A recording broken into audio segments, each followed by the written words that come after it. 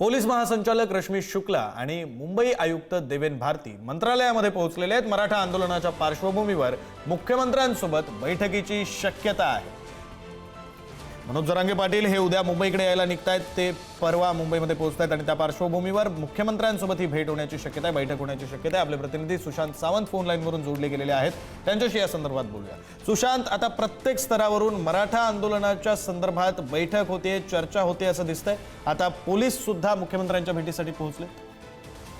अगदी खरं आहे। आपण जर बघितलं असेल तर उद्यापासून मनोज जरांगे पाटील हे मुंबईसाठी रवाना होणार आहेत। 29 तारीखला ते मुंबईत येतील आणि गणेशोत्सव आहे। या काळात सर्वसामान्य नागरिकांना अडचणी कोणत्याही निर्माण होऊ नये। जर मनोज जरांगे पाटील मुंबईमध्ये आले तर नागरिकांच्या समस्या ज्या आहेत त्या निर्माण होऊ शकतात, वाहतूक कोंडी होऊ शकते, त्यातच गणेशोत्सव आहे। याचमुळे कुठेतरी पोलीस स्तरावर देखील आता चर्चा सुरू आहे। राज्याचे मुख्यमंत्री आणि गृहमंत्री देवेंद्र फडणवीस यांना भेटण्यासाठी रश्मी शुक्ला, मुंबई पोलीस आयुक्त देवेंद्र भारती जे आहेत ते आलेले आहेत।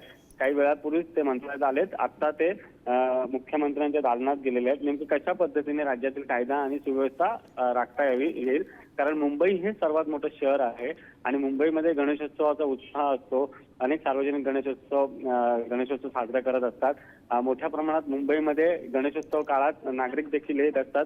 लालबाग सारखा राजा असतो आणि याचमुळे या काळात कोणतेही अशा पद्धतीचं आंदोलन जे आहे ते योग्य नाही, असं मुख्यमंत्र्यांनी याआधी देखील म्हटलं होतं की आंदोलन जे आहे ते गणपतीनंतर देखील करता येईल, असं देखील राजकीय नेत्यांचं होतं।